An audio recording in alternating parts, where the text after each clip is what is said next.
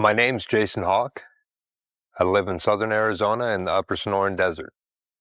This has been home for us quite a while. Once you get these first 8 down and everything locked together, all you logs stop shifting around and trying to roll out from under you. January 28th, 2025 became a day of quiet heartbreak for fans of the History Channel's Mountain Men. Jason Hawk, the soft-spoken blacksmith, whose steady hands and grounded presence came to represent authenticity on the show, passed away at the age of 49. To many viewers, Jason was more than a television personality. He was a symbol of resilience, patience, and living with purpose in a world moving too fast.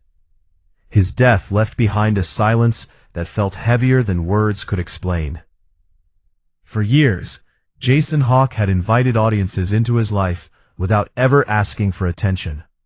He didn't raise his voice, didn't boast, and didn't chase fame. Instead, he let his work speak for him. Whether shaping steel at the forge, chopping firewood alongside his daughter, or quietly preparing for another Ozark winter, Jason embodied a way of life rooted in self-reliance and family. But behind that calm exterior was a man carrying invisible burdens, including a battle that would ultimately take his life. Jason Hawk was born Patrick Baldwin in June 1975 in Fort Smith, Arkansas. Creativity and discipline ran deep in his family. His mother, Andrea Baldwin, was an artist and equine therapist, while his father, Jim Baldwin, was a former Army Special Forces instructor who later embraced carpentry and art.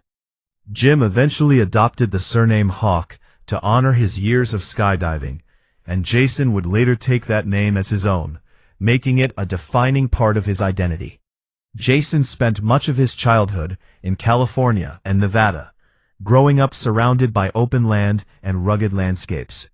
Alongside his siblings, he learned early how to ride horses, explore the outdoors, and respect nature. His father's influence introduced him to craftsmanship, discipline, and survival skills, while his mother nurtured his creative side. These dual influences shaped Jason into someone who could blend artistry with practicality. Tragedy struck early in Jason's life. At just 8 years old, he lost his older brother Damon in a devastating beach accident. The loss shattered the family and left a deep emotional imprint on Jason. Damon had been more than a sibling. He was a protector, a companion, and a guiding force. Losing him forced Jason to mature quickly, instilling in him a quiet seriousness and emotional depth that would follow him throughout his life. A few years later, the family relocated to Cuchara, Colorado, where Jason and his younger sister worked at the Yellow Pine Guest Ranch. By the age of 15, Jason was a licensed wrangler, guiding hunters into the backcountry and learning firsthand what it meant to survive in harsh conditions. When he wasn't guiding, Jason stayed behind at camp, cooking meals and handling logistics. These experiences sharpened his self-reliance and deepened his respect for traditional skills. Life in the Rocky Mountains was demanding, but it was also formative. Jason built strong friendships with others who shared his love for frontier history and handmade craftsmanship. Long winter nights were spent creating gear, repairing tools, and talking about the old ways of living. By the time he graduated high school, Jason had already developed the foundation of the lifestyle he would later fully embrace. After graduation, Jason traveled extensively across the United States, working odd jobs and immersing himself in different regions and cultures. Eventually, he settled in Montana near the Bob Marshall Wilderness. Life there was remote and unforgiving, but Jason thrived in its simplicity. To make ends meet, he worked in the restaurant industry, taking jobs as a chef and manager while continuing to refine his skills in welding and metal fabrication. It was during this period that Jason discovered how deeply bladesmithing resonated with him. He began crafting knives not just as tools, but as expressions of identity and history. Each blade reflected function, balance, and respect for ancient techniques. What began as a side passion soon grew into a calling. Despite finding success in professional kitchens, Jason could never fully disconnect from the wilderness. The noise and pace of restaurant life conflicted with his deeper desire for simplicity and meaning. Eventually, he stepped away from the culinary world and returned fully to bladesmithing and homesteading, determined to build a life aligned with his values. Jason moved to Arizona, embracing a harsh desert environment that tested every survival skill he possessed. Water was scarce, temperatures were extreme, and daily life required constant adaptation. Working alongside his father, Jason built a home rooted in self-sufficiency, raising his family with an old-school philosophy centered on hard work, discipline, and respect for the land. It was this authentic lifestyle that caught the attention of television producers. In 2014, Jason made his first appearance on the History Channel series No Man's Land. Viewers were introduced to a man who dug wells by hand, forged tools over open fire, and taught his children survival skills without ever turning it into a performance. Although the show didn't last long, Jason left a strong impression. By 2015, Jason recognized that Arizona's unforgiving climate made long-term survival increasingly difficult, especially with a growing family. Seeking a better with Mary and daughter River to the Ozark Mountains of Arkansas. The move offered fertile land, abundant water, and 4 distinct seasons, an environment better suited for the off-grid life Jason envisioned. In the Ozarks, Jason built a cabin by hand using local timber. He established a forge, hunted and trapped for food, and worked daily to create a sustainable homestead.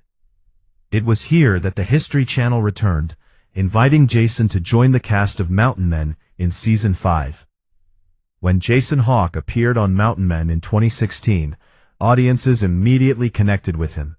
He wasn't flashy or loud. He was deliberate, thoughtful, and deeply committed to his family.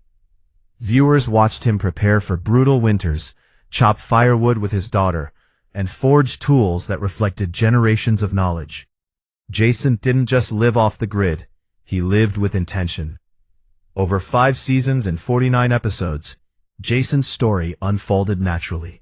His presence added a new dimension to the show, the artisan blacksmith, the devoted father, the man quietly preserving traditions that were fading from modern life. Even as fame grew, Jason remained grounded, focusing on his forge and his family rather than the spotlight. Outside of television, Jason built Outlaw Forge Works, selling hand-forged knives, crafted using traditional techniques and indigenous design influences. His blades were functional, durable, and deeply symbolic. Collectors and survivalists admired his work, not just for its quality, but for the philosophy behind it.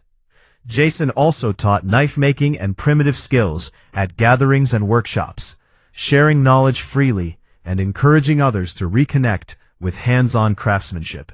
For him, success was never about wealth, it was about preserving a way of life.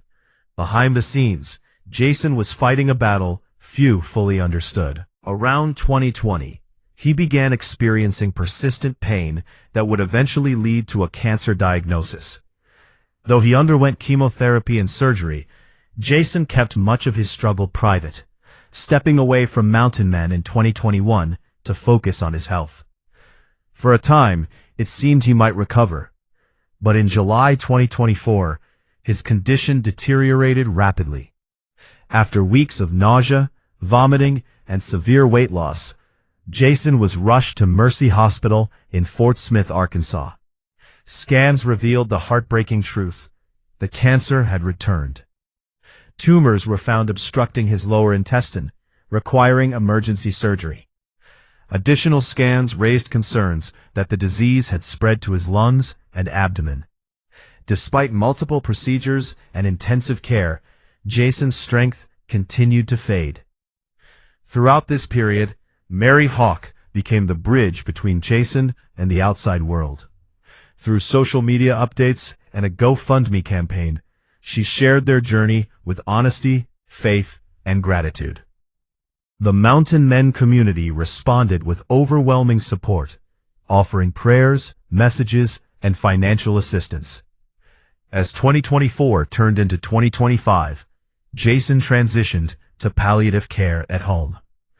Though increasingly weak, he remained mentally present and committed to his craft for as long as his body allowed. His final months were marked by quiet strength, dignity, and the unwavering presence of his family.